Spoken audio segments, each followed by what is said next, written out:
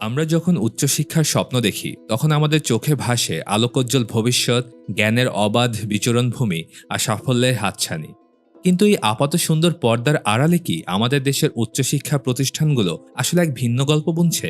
তারা কি নীরবে উৎপাদন করছে এক অসুস্থ প্রজন্ম, যারা শারীরিক ও মানসিকভাবে দুর্বল হয়ে পড়ছে তিলে তিলে? আজ আমরা এমন এক অস্বস্তিকর হাইপোথিসিস নিয়ে কথা বলবো, যা হয়তো আপনার চিরচেনা ধারণাকে নাড়িয়ে দেবে।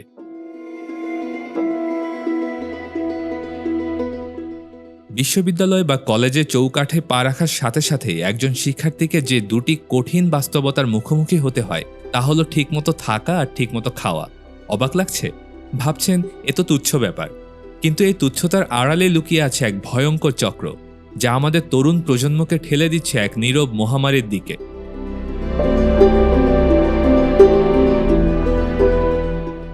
অন্যান্য উন্নত দেশের বিশ্ববিদ্যালয়গুলো যখন শিক্ষার্থীদের জন্য সর্বাধুনিক সুযোগ সুবিধা আর সুষম পুষ্টি নিশ্চিত করে, তখন আমাদের দেশের অনেক শিক্ষা প্রতিষ্ঠান যেন অজান্তেই এক ভিন্ন উপহার দিচ্ছে: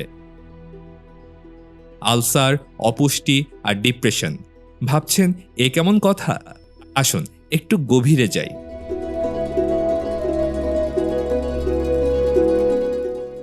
আমাদের উচ্চশিক্ষা প্রতিষ্ঠানগুলোর ডাইনিং বা আশপাশের খাবারের পরিবেশ নিয়ে অভিযোগের শেষ নেই।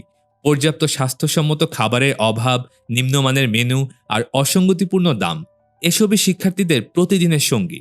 ভালো খাবার জোগাড় করতে না পেরে অনেক মেধাবী শিক্ষার্থীকে বাধ্য হয়ে অনিয়মিত বা অস্বাস্থ্যকর খাদ্যাভ্যাস গড়ে তুলতে হয়। সকালে না খেয়ে ক্লাস বা ল্যাবে ছুটছে অনেকে, দুপুরে খাবার খাচ্ছে বিকেলে, আর রাতের খাবার তো আরও অনিয়মিত। দিনের পর দিন অনিয়মিত খাবার আর পর্যাপ্ত পুষ্টির অভাবে শিক্ষার্থীদের শরীরে বাসা বাঁধছে নানা রোগ। বিশেষ করে পেটের উপর যে চাপ পড়ছে, তার সরাসরি ফল হচ্ছে গ্যাস্ট্রিক সমস্যা ও পাচনতন্ত্রের জটিলতা। শুধু তাই নয়, অপর্যাপ্ত পুষ্টির কারণে শরীর হয়ে পড়ছে ভঙ্গুর, রোগ প্রতিরোধ ক্ষমতা কমছে এবং দীর্ঘমেয়াদী নানা জটিল রোগের ঝুঁকি বাড়ছে।